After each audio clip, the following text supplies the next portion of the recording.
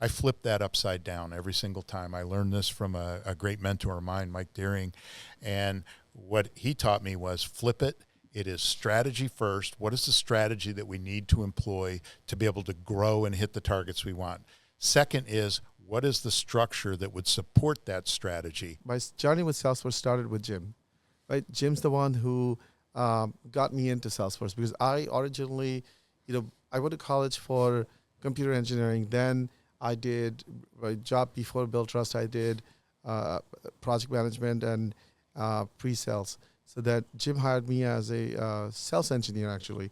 Then when we started working together, Jim saw talents in more areas, so he put me in charge of Salesforce process. But that's actually got me into the field, and he started setting me to different training and activities to get me where. One of the things about AI and stuff in these stacks, it's changing the way that we see the world because there's so much data as humans, we can't process it all that's going on, especially when you have large sales teams, right? There's millions of transactions happening in a year.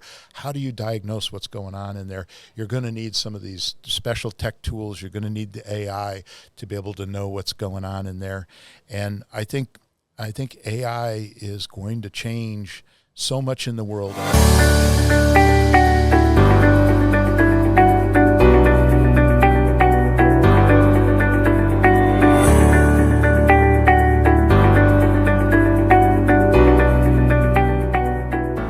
Welcome to another episode of Micronetbd podcast, and today we have an honorable guest with us, and I would like to introduce him. But before that, I would like to tell George, would you like to take the pleasure and honor of introducing our today's guest? Absolutely. So today we have here someone special to me personally, but also for the audience. If you are in any business and you want to grow your business and you're looking to build up your sales and marketing teams, or maybe you have a good business going, but you want to take it to the next level. I have someone special here who have done that in many, many companies as CEO role, in the CRO role. This person personally mentored me early in my career. I owe a lot after God to this person, but also he has managed so many companies, help them go public, help them go from one level to the other. Tons of multi-millionaires have been created by this person. He knows sales and marketing inside and out. He's one of the most ethical and good person I know. I know there are a lot of people who made money, and as a Salesforce partner, we work with so many companies right now, and I see a lot of people who are doing well in their life.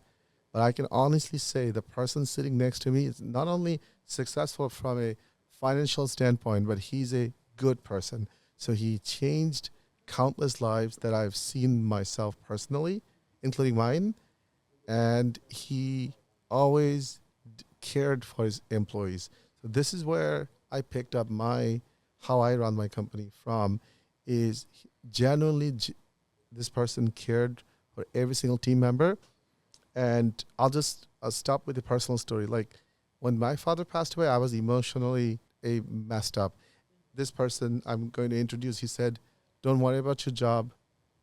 Take as much time as you need. And officially, company maybe had 2 weeks, okay? But I had to go to a different country. And when you come back, you'll have a job. And don't worry, you'll continue getting paid. That's what happened. And so he was so supportive, even during my worst time. So I will always remember that. So sorry, I'm getting a little emotional, but it was a very emotional time for me. So he has stuck with me throughout my whole life, helped me in every stage of my career.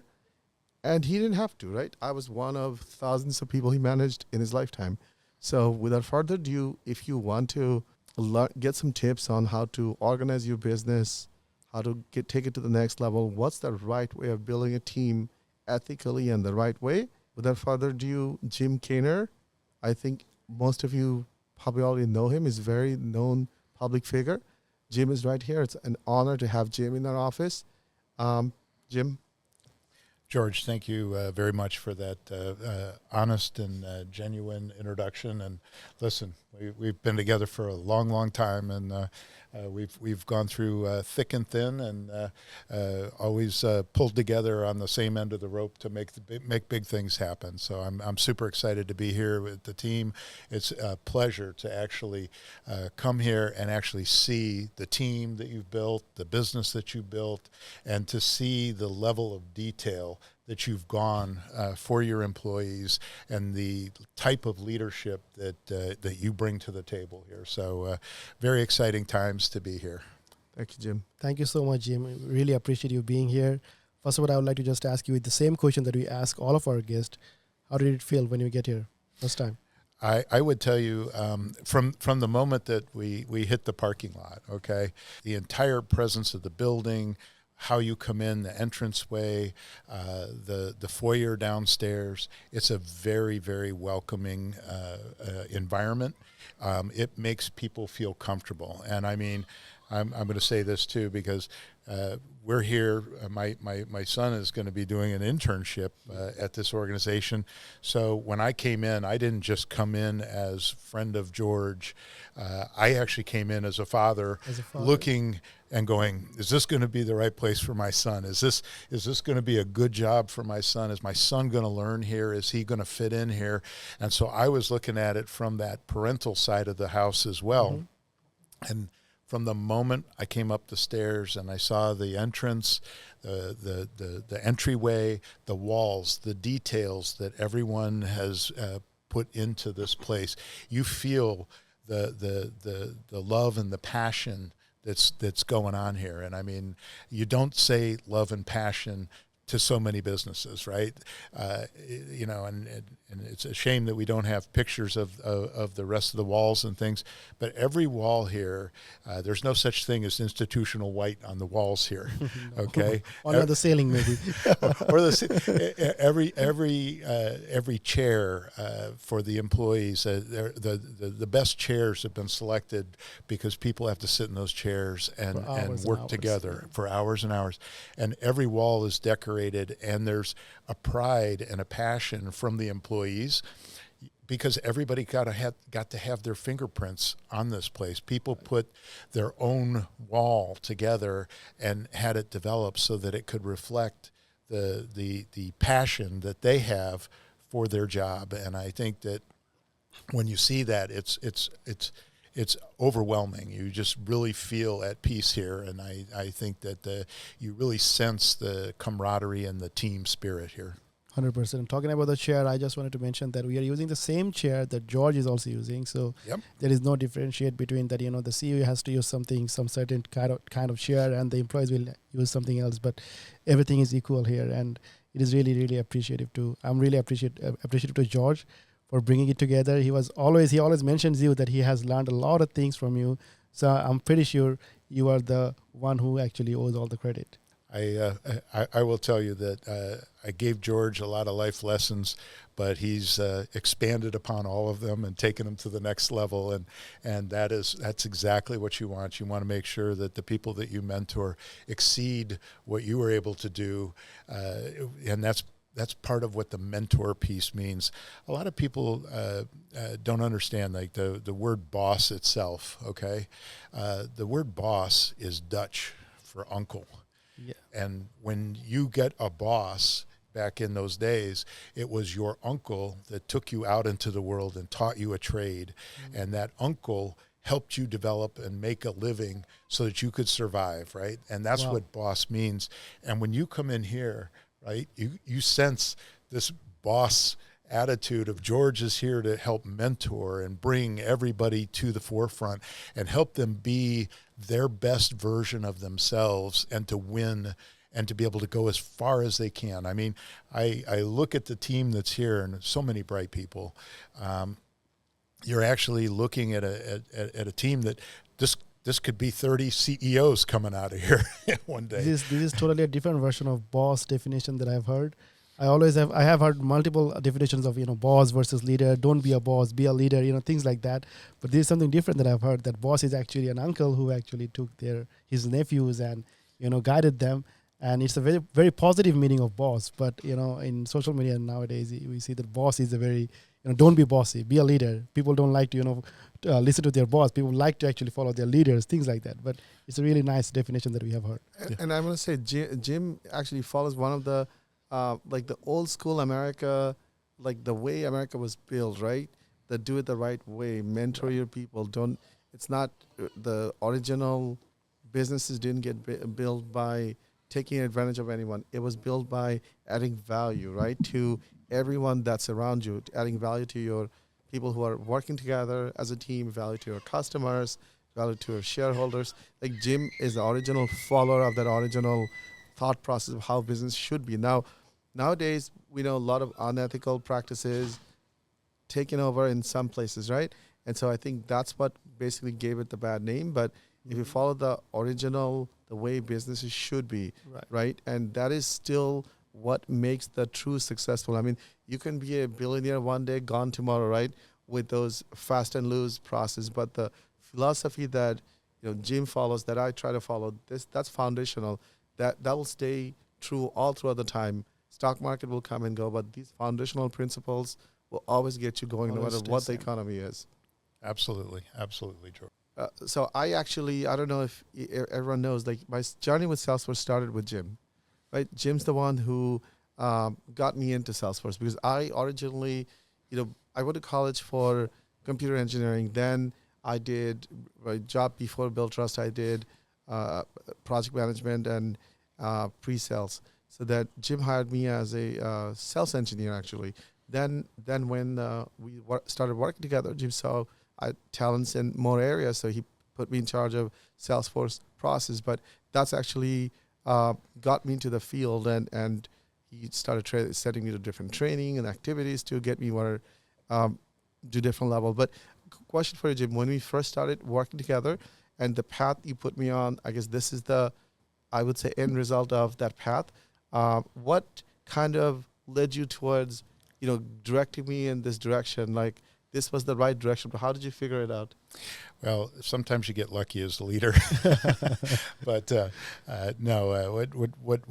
What was very interesting about George and I is he did start out as the sales engineer, and then he became head of sales engineering, and I recognized the talent that George had. And one, he was an incredible study of all things technical. He could understand things quickly, he could pick things up quickly. And for those of you that aren't really in the what I call the deep bowels of the beast of Salesforce, right? Salesforce is a great tool because it can do anything. Salesforce is a terrible tool because it can do anything. And what happened is I realized quickly early on that we wanted to do a bunch of different systems. We wanted to add things like Marketo and other marketing systems, and our Salesforce just really wasn't architected the right way. And so we needed change. And, one of the things I had discovered is George learned things at an incredibly rapid rate. And I thought, if he can do all the sales engineering stuff and he learned all the systems at Bill Trust so quickly, maybe I could sucker him into, learning the Salesforce thing. And so, we kind of threw him in the deep end. And I always say, some people seek greatness. Some people wish for greatness. Some people are thrust into greatness. In this scenario, we thrust George into greatness, and he came through with amazing flying colors, and he was able to execute at a level that I've never seen before. And I remember as his career progressed, one of the things that happened that actually launched this company, we paid $250,000 for a group of, quote, Salesforce experts to come in and set up some special stuff. We had done several acquisitions, and they were going to merge these systems together for Salesforce. And they'd been there for months, and the thing wasn't coming together. It was still incredibly broken. And finally, George says, I'm just going to do this myself, and he did. So we had paid the $250, and those guys should have given the check to George. Really, is what should have happened, and he ends up carrying the ball cross the finish line. He makes it happen. And then he got this idea of like, if I can do this for here, I bet you I can do it for other places. And out of that microcosm of stress and challenge, this company was birthed. And I think that's quite a success story, George.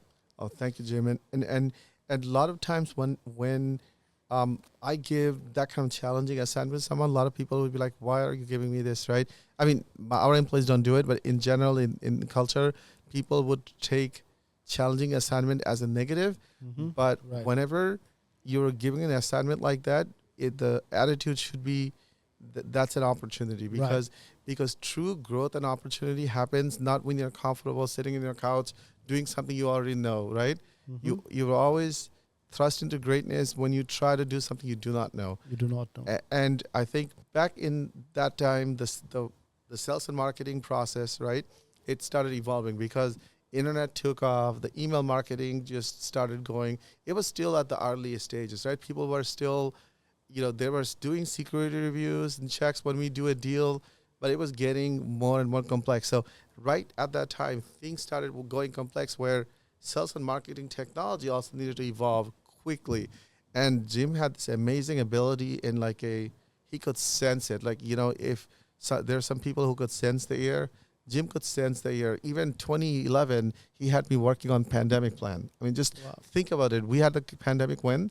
2022. We were working on a pandemic plan in 2012, actually. Yeah. I mean, just imagine that. So back then we started embracing tech and tools to meet the challenge of that sales and marketing for that era, right? And then technology kept evolving, we do more and more. So Jim, it would be awesome for the audience to know kind of like the tools and technology, the way you organized it back in 2011, 2012, and how the things evolved and different stages of technical evolution you have gone through in terms of how you managed sales and marketing in different companies. If you can kind of walk through your journey, because I know you have a very deep hold of understanding of the tech deck and how that influences businesses. So I think people can benefit from that. Yeah.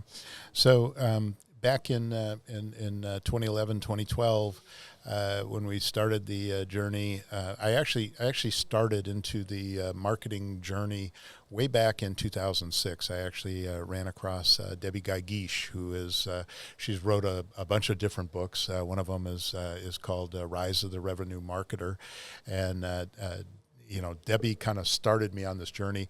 And when we started the journey in 2006, you could buy Eloqua, or Eloqua. Those were your choices.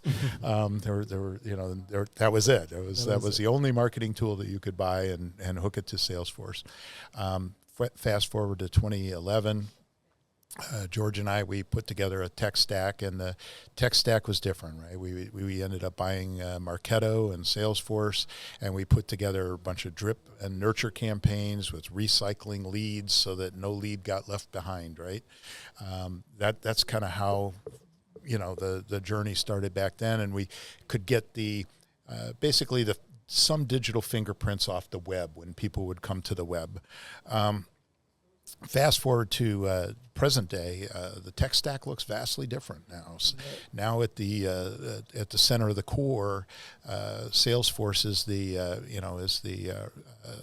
main record keeper of everything, and everything hangs off of Salesforce.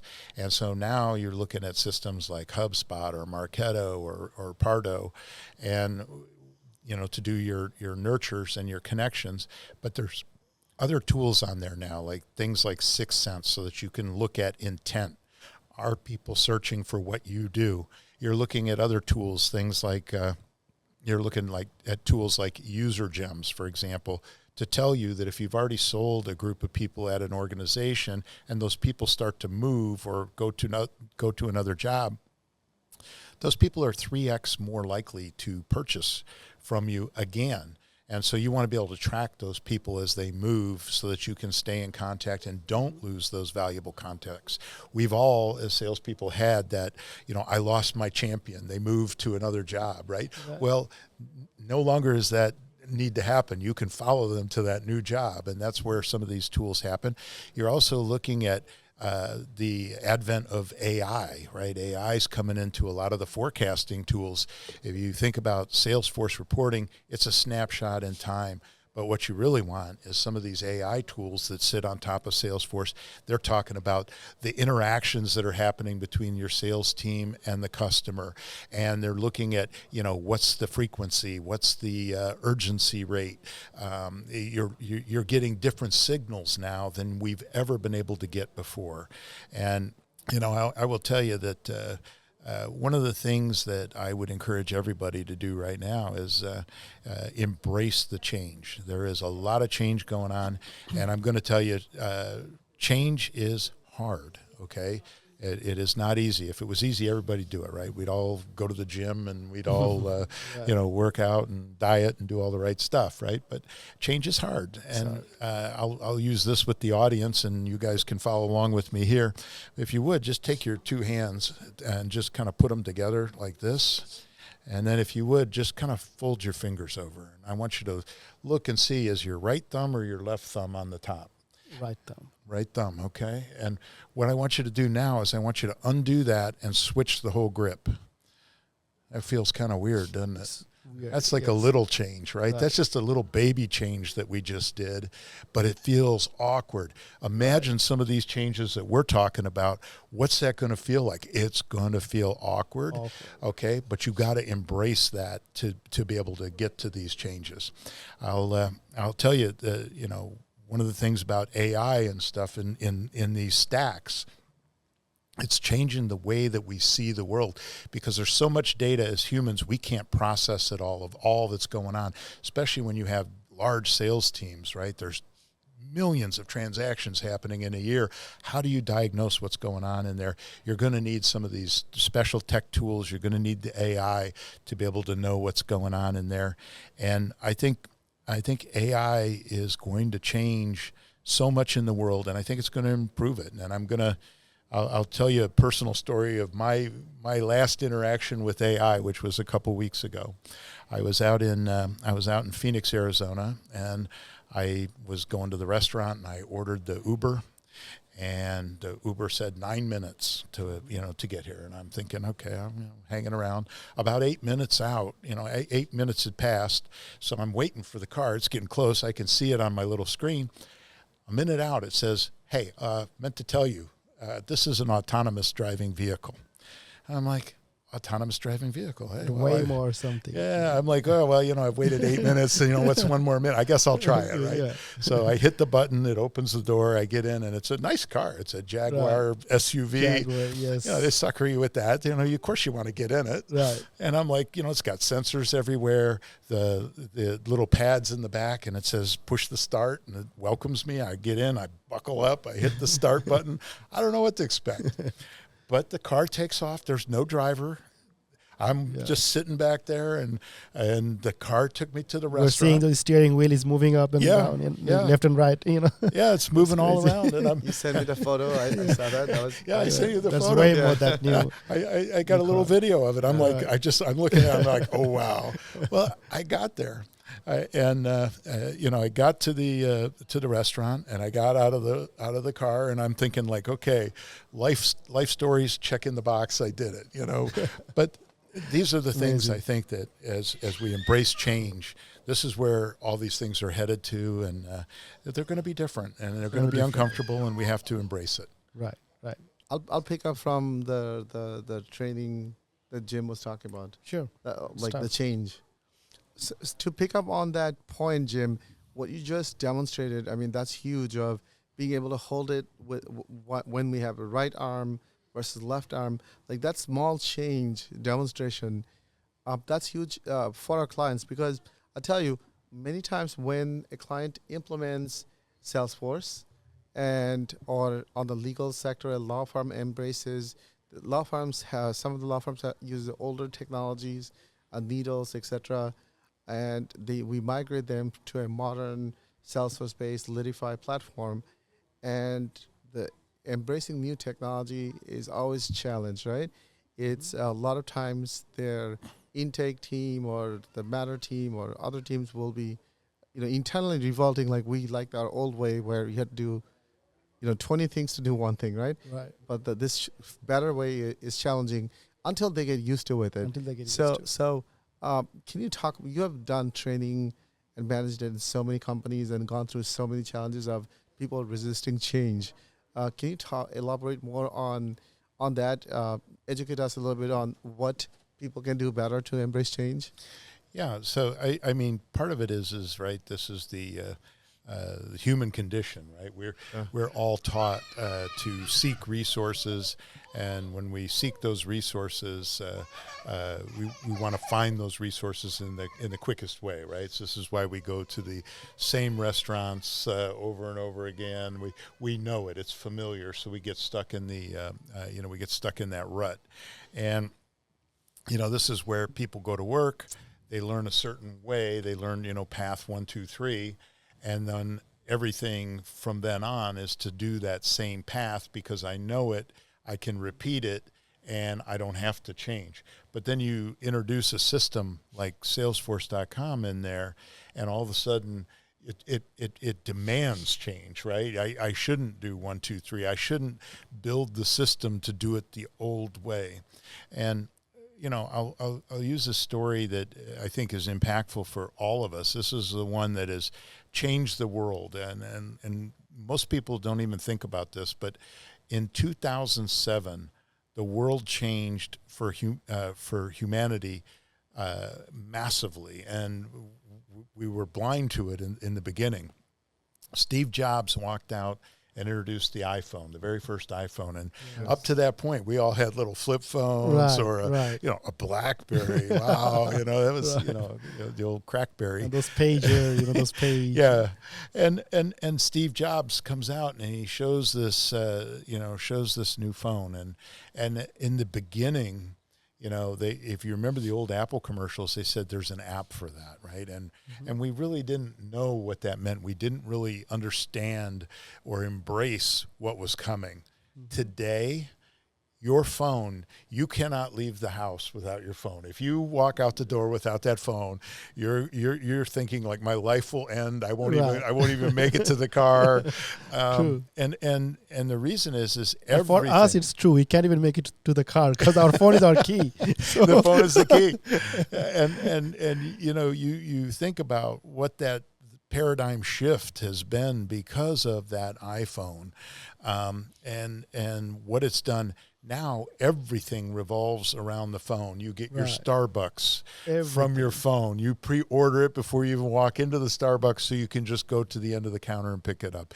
You order food. You order Ubers. You order, Uber Eats. All of this stuff now comes from your phone. I used to fly all the time. I remember how stressed I was the night before at a hotel. I had to find the print center to print my ticket, right? So that I could show up with that paper ticket and scan it in. Now everything for flying is on your phone, right? The Delta apps right there.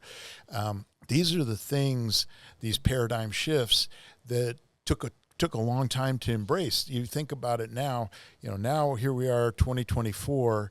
That's a long ways away from 2007. 7, 8. But you look at how the world's morphed from that and how long that change took, right? Change is coming at us now at a phenomenal rate, right? We have to learn to change and adapt more than ever before. And as the AI comes out, as these new technologies evolve, we have to be adaptable as humans. And so as you're rolling out these Salesforce systems and stuff, part of the biggest thing that you have to do is be that change agent. You have to teach them how to embrace change, and you're going to have to guide them over that hump because they're not going to see it on their own, right? It's like raising kids. Kids see stairs as, a playground. We see stairs as danger, right? So you have to help them over the hump. Also, some people take changes as competition. We have heard many people, even we have talked with many people. They are like, okay, AI cannot replace human. Humans are great. They are the one who made AI. So, we would not let AI to, replace human. We are going to be the one who's going to be doing it. AI is not based, yada, yada. They always like to, compete with the changes. It actually makes them far behind when they compete rather than adapting to it. So, some people do it in technological field mostly because they don't like to, accept the changes and adapt the changes. What do you want to say about that, Jim? Well, I think you hit a really good point there. AI is not something to me that should be feared, right? The only way that you should fear AI is if you're not embracing AI because you're not going to be part of the next paradigm. So there was a time when people used to go out and they would chop wood to bring it inside the house and stick it in a fireplace and heat the home. Yes. You don't do that now. Don't do that anymore. No, you don't do that now, right? You I wouldn't be leaving if I did that. No. I mean, think about now. You have a Nest thermostat in your house, and you have set that temperature, and the AI remembers. Jim wants to have it a little cooler at night when he's sleeping, and then in the morning warm it up, and it does all that for you. So the AI is doing that. I don't have to go outside and chop wood now, right? So that's that. It's an improvement. These things that have been brought to us are improvements in life. So now we can focus on higher level things than just survival mode. And if you think about Maslow's hierarchy of needs, right? Who wants to be down at the base need of survival when we can be at that top tier of altruistic needs, right? And that's what AI is going to bring to us. That's what all these systems are going to bring to us, is a better way to see and do work. Right. Yeah, that's a great way of putting it, Jim. So, so in terms of AI in the sales and marketing space, right? We had different clients talk to us AI. We internally, we thought as a service organization, we also have some apps as well in Salesforce App Exchange. But as a service organization, what can we do to embrace AI? So we started using AI heavily in terms of our customer communication, the communications with prospects. Those automatically, everything gets summarized in Salesforce. If you go to an account, we can tell every single communication summarized in a nice, without having to go through a ton of email chains. And it doesn't matter if you interacted in email or through text, it all gets centralized and summarized. So it's all there, right? So we did that for implementation. We did that for sales. That's one way we are internally embracing AI. But going back to and also there's some intel you can get from overall the discussions, the webinar. Since AI is summarizing everything, we can also get those analytics out in terms of, is this account going well? Is this going bad? Customer service indicators. We can do those. But from your in a much senior, in a higher level view, you have in a large scale. So from sales and marketing CROs like yourself, what would you suggest? How should they embrace AI? So this is a one. You just told a great story, and I'm gonna jump on that. The way that everybody should embrace this, and I'm gonna steal this. I had a RevOps person who was amazing, and she used to wear this T-shirt to the office, and the T-shirt said, "Data is greater than feelings." Because what you're providing is data, okay? Yeah. And when sometimes if I ask a sales rep, I'll say, "Hey, is this deal going to close?" Sales reps are incredibly optimistic. All right, right.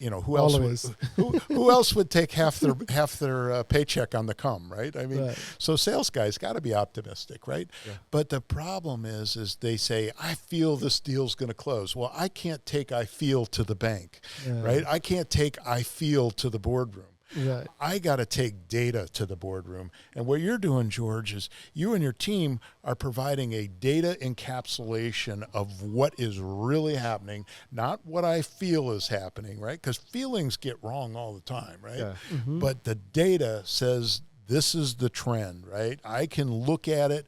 It's measurable. It's got real metrics. It's the same thing day after day. It's consistent, and I'm making a judgment call based on data of whether that forecast is going to come in versus I'm making a judgment call of feelings, which is going to be wrong. That's a great way of putting it. So as someone, you have managed many head of sales operations, right? So normally sales operations report to you. So in the old days, the way we would give you a matrix is we'll run a report, we'll look at how many calls people have logged, right?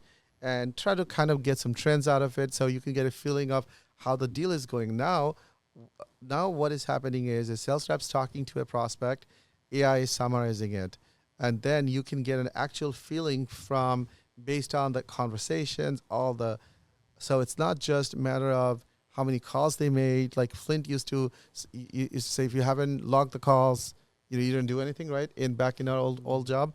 But now it's not just logging a call. What did you actually talk? Because Right. I as a leader, I don't have time to read through every single communication, Right. but AI can, and AI can tell me what's going on, right? So as a leader of sales, how would this, I guess your expectation for head of sales operations probably have changed a lot, right? So if let's say you and I were in our old roles, what would be your expectation for, sales operations? So one of the first things that I look at now, I mean, the world has changed so much, and there's so many systems, and like you said, the data's coming from so many places.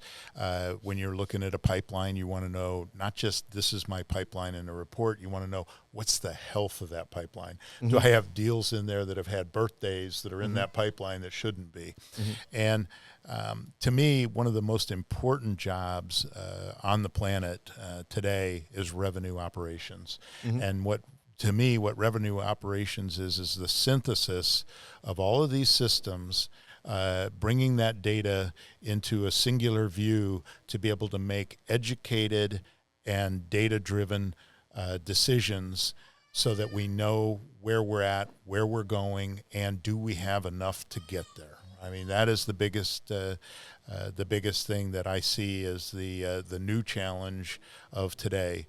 And you look at the average life expectancy of a CRO in a job. I mean, it's dropped to like 18 months. Okay.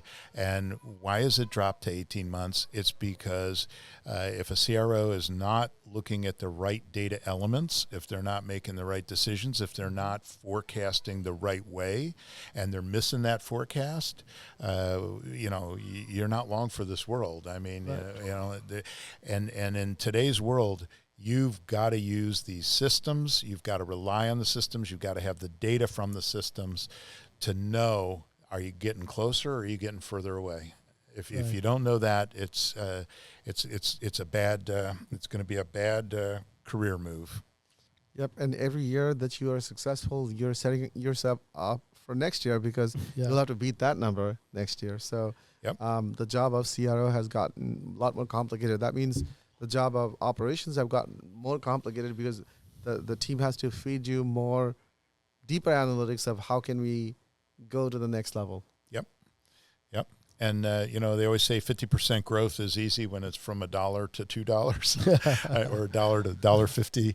But it gets a lot harder, when you're trying to go from 100 million to 150 million.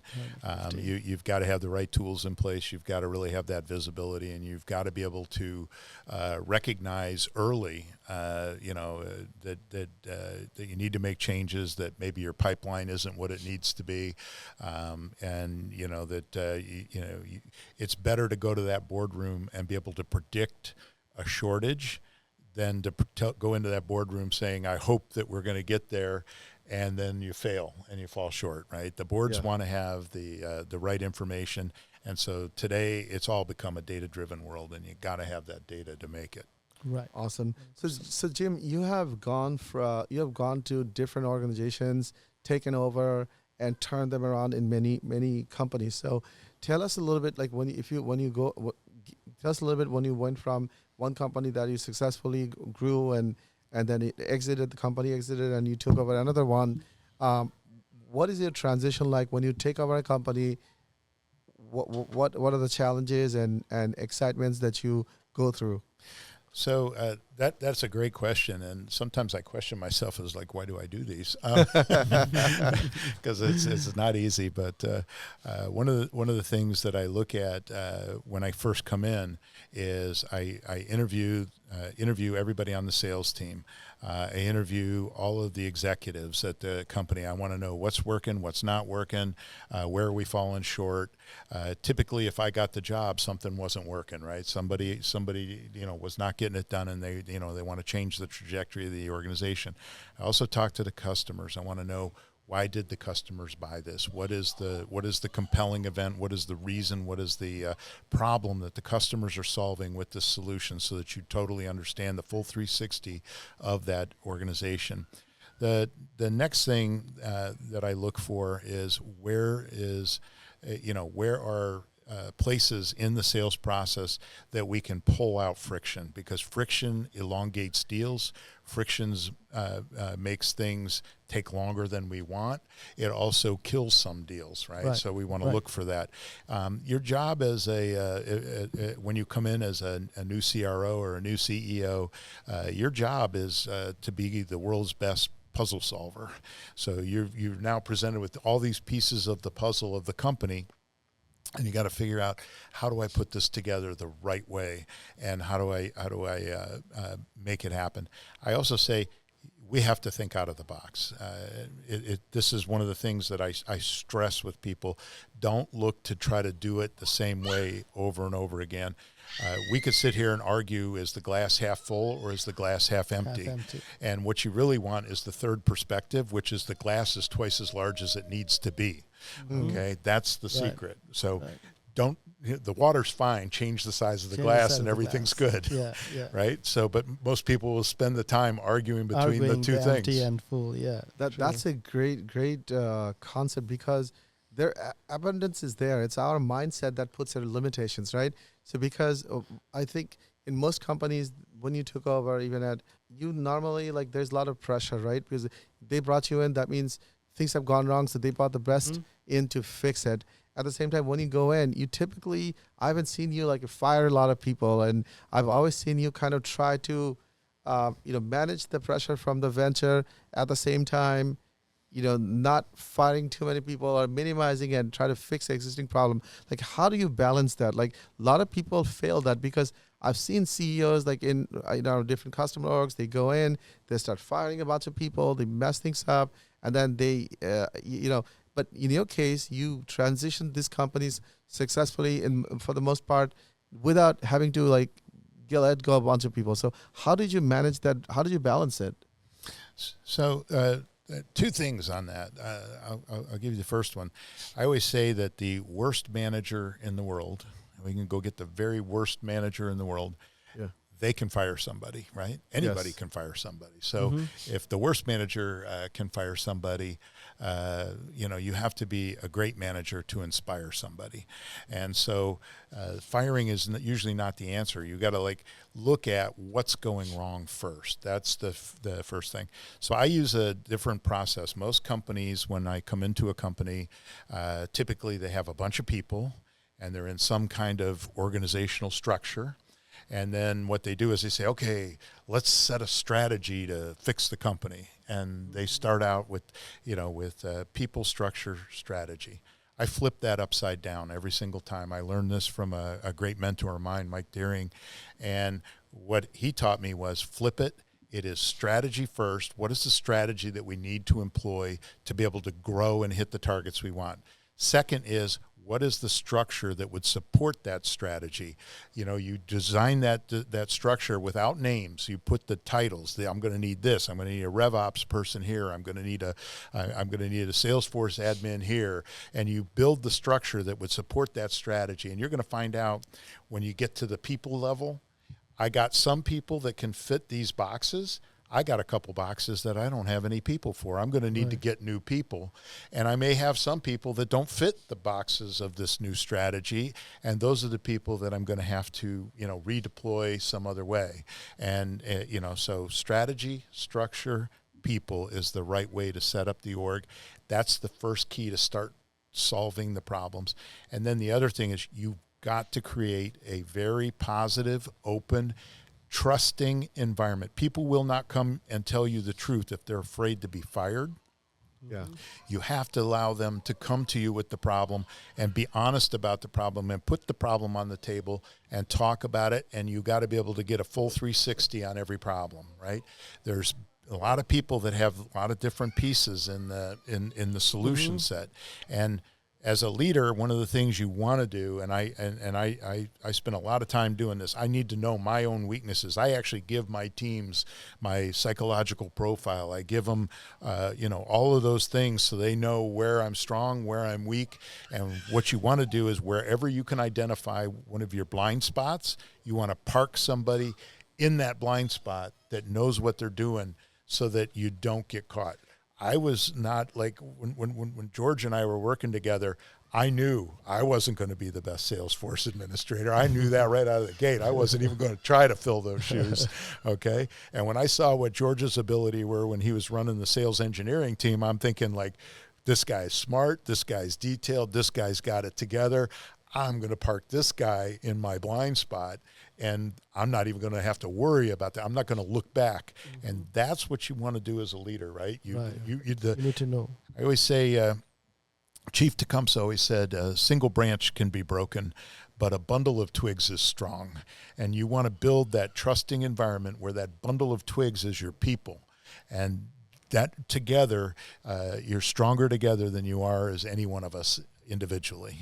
And Jim actually was one of Micronet's original first client in few different of his companies. So one of our first businesses we got from Jim is when Jim went to some of his other companies, he brought us in, and then that's how we invested it back into the business, and that's how business got going. So that's a little backstory there. The last thing I'll tell you as a as a leader, one of the things that you should do when you're going to lead a group of really, really bright people, there's going to be failures. Okay, if you don't have failures, you're not pushing the envelope hard enough. You're not trying hard enough. Okay, and I always say, fail fast and fall forward, okay? And then get back up. Every one of you walked in here today on your feet, right? Right. And when we were babies, we were crawling, and if we would have given up, we'd have crawled in here, but nobody gave up. Everybody kept trying and trying, even though we kept falling down, right? It's not how many times you fall, it's how many times you get up that determines where you are in life. And so, expect that there's going to be failures. I always say, punish mediocre success, reward excellent failures.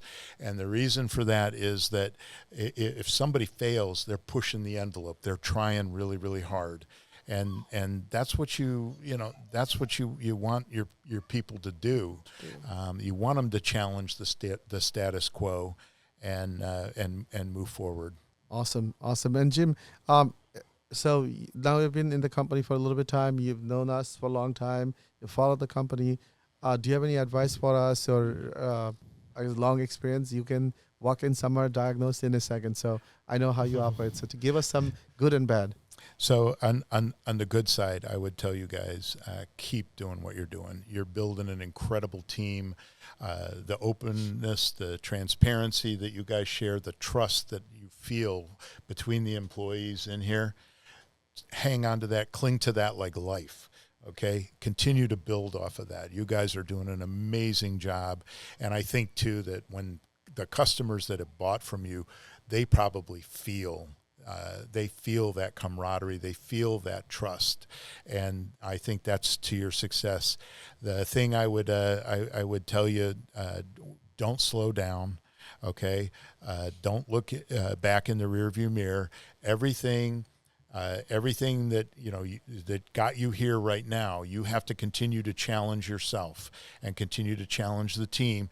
Everything that got you to here will be what kills you when you double the size of the company. So keep morphing, keep challenging, keep pushing forward, and realize you're going to change over time. The company's going to change over time. Growth is a natural progression. And I would say that, in the old days, right, the big used to eat the small. Today, now the fast eat the slow, right? Yes. You guys are a fast and nimble organization. Keep that spirit. Don't ever let go of that. And I think you guys will just continue to break records after records. Thank you, Jim. And Thank you, that Jim. reminds me, one of the things you always taught me is good is better than perfect, or perfect is the enemy of good, which is a lot of people wait for perfection before they start running. But you always taught me, like, George, good is good enough, go. Well, you learn, and I always tell people that 380% beats 100% every single time. Okay, and you know that whenever you're launching something, whenever you're trying something new, you will never have all the information that you need to be 100%. But if you can get to 80 and make a decision when you launch, even though it may be imperfect, you will learn the things that you were never going to be able to learn trying to shoot for that 100. And when you learn those things, you adjust, you pivot. And if you guys keep pivoting like that, you're just going to keep moving the ball down the field. And that's where the points come from, is constantly keeping the ball in play and moving. Awesome. Yeah, I'm just listening to Jim, and it feels like, I'm learning a lot. Jim, you're a great speaker and a teacher as well. Now I know why George always talks highly about you, and it's really amazing to hear you speak. And I can hear you like 24/7 all the time, and it's really, really great hearing you, Jim. If you can give us some thoughtful insights about something that I just started, George is to me same way what is you to George. So I came to this field by George's hand, grabbing George's hand, and he brought me here. I'm learning a lot of things daily, but I'm very lucky that when I came, all these AI and all these tools are already there. So it's very easy for me to adapt to all these new things. For example, when if I'm trying to summarize an email, right, from client, I just, use ChatGPT and summarize the email, and then I just get it there. Otherwise, I would have to spend multiple hours and hours to, go through all the emails that I'm getting, all the complaints I'm getting. I'm using AI and using all the tools that is actually the modern time we are using. So if you want to give some suggestion to the people like me who are coming into this new age of, Salesforce field or IT field, what would you give to these new people that are actually coming to this, field?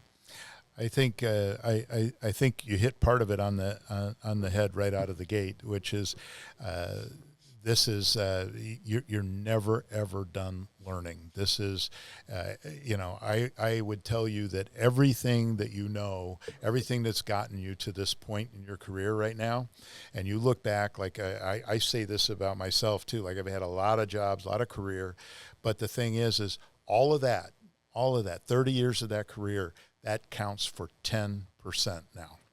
The next thing that counts the most is what we do next. That's the 90%. And so you've had a chance to be exposed to those pieces. Keep learning. It's a license to learn. And I always said when I got my pilot's license, I was, some people go like, oh, I'm a pilot. And you know what I learned? I learned that getting your pilot's license, it's a license to learn, and you want to stay a student pilot for life and continue to learn. That's how you stay alive. Right. Same thing in business, right? Be a student of the business, continue to learn. I always say it's what you learn after you know it all that counts. Right. And continue to learn and push the envelope. That's an amazing way to put it there. You have the way you have actually compared your pilot license with business. You never learn, actually. You never finish learning, right? Every day you learn, even though you know that you learned everything. But some of us, we always shut that door. Once we go into certain position, we feel like we learned everything. I know everything, But that is the time you actually kill your dream and kill your opportunities to come along. On that note, I want to ask about your pilot skill, Jim. You have been flying for how long? I'm thinking probably 30 years. 30 years. Yeah. So I always ask one of my pilot friends. And I'm still alive, so that's a good thing. You're a good pilot then. I always ask one of my pilot friends. I have some pilot friends. I always ask them, what is actually scarier? Is it like taking off or landing? They always tell me taking off. But in my head, or maybe anyone said, whoever is not a pilot, they would think that landing is the scary part, because takeoff, you just take off. But landing, you're already there and you have to land it. So I'm asking the same question to you. What part is the scarier one? So I would tell you that, and I'll give you my own personal story. Landing is easy because no matter what you do, you're going to land. I mean, it's gravity. Like gravity you're is going to land, but how are you going to land? How you land is whether it's a comfortable landing or hard landing, right? Yeah. So I will tell you that one of the things that happens when you're in pilot training. You're just dying to get behind the yoke of that plane. So you got to go through all this ground school. You got to learn all these rules and regulations and all this crap, and it's very boring and nobody likes it. Then comes the time where you get behind the plane and you got your instructor with you and you're taking off and you're landing and you're taking off and landing and doing all this repetitive stuff. And then you bug the instructor like crazy, like, I want a solo. I want to do my solo. And that is the actual scariest time, because you're bugging for the solo because you think it's like a badge of courage and I'm going to get this cool t-shirt and all this other stuff. And you get behind the wheel on the day that they give you the solo and you're so excited because you're going to solo. And you go running down that runway and you pull back on that yoke and the front nose lifts off and the wheels leave the ground and you're climbing out and you're suddenly realizing, like, I'm all solo. alone. I'm solo. That's what I asked for. Yeah. I'm solo. I wanted this, and now I'm realizing, holy crap, I actually got to put this thing back on the ground. You don't have an instructor with you when you were solo? No, that's why it's solo. You're solo. Well, I thought you were just driving solo, but still you will have an instructor with you. No, you've landed the plane a bunch of times with the instructor. I would never ask for that. Now it's on you, right? Now you're solo, and I mean, I think that's the. That is the one time when I was probably one of the most scared, as I realized, why was I asking for this? That's an amazing story, George. If you wanna summarize our conversation with something great. No, I mean it's a great honor to have you here, Jim, at the office and be able to have these conversations. I think, Jim, you gave the audience a lot of good information in terms of how to organize sales and marketing in this new era of AI and where we are versus where we were a decade ago. Things have changed tremendously. Now, back then it was, okay, you need to embrace these technologies to succeed. But if you did not, if you were still doing Excel-based, someone like our old friend Tim could go and get a contract without doing any process. And that's a different story. We have a mutual friend who can close any deal. Like he didn't follow any process, but he was the best salesperson you could ever meet. But unless you're Tim, you need to have some level of process. But now it's in 2024, without process, you cannot succeed. Things are extremely complex. If you're not following it, someone else will. And things have changed in sales operations, in how the revenue is organized. I should say revenue operations. That's a new terminology. Yeah. So all these nuggets we got in this podcast, I think, is going to be super helpful for our clients. And also, there were a lot of conversations about the training and embracing change, which is a challenge a lot of companies face. So I think a lot of people will benefit from this. So really appreciate it, and really happy and excited to have you here in New Jersey and in the office. We have been trying to get you here for many years now. So finally you're here. So thank you, Jim. Thanks so much for having me. And like I said, it's just so awesome to meet the crew and see the company that you've built, George. You've just done an amazing and outstanding job. I'm super proud to have been there when you started. That's gives me just a really good heartfelt sense here. I mean, I'm just so excited for you. Thank you, Jim, and I'm lucky to be your student and getting to this point. Thanks for all the teaching and education and knowledge and guidance. I mean, you have been guiding me for many years, even after I stopped reporting to you, and so that level of guidance and mentorship is very rare. So thanks for being a great mentor over a decade. Thank you, George. Thank you so much once again, Jim, for coming here, and we really appreciate it. George is our mentor, and you're George's mentor, so you're you know how highly we actually look at you, and seeing you in person and hearing you in person, it is like, different kind of experience. And we really, really appreciate that, Jim. And to our audience, if you want to watch this podcast, it's going to be on LinkedIn and as well as our YouTube and Facebook everywhere. And link is in the description. If you want to follow George, Jim, all the link will be in the description. Please go and follow them and watch all the episodes of our previous podcast if you want to catch up. Until the next episode, we will see you.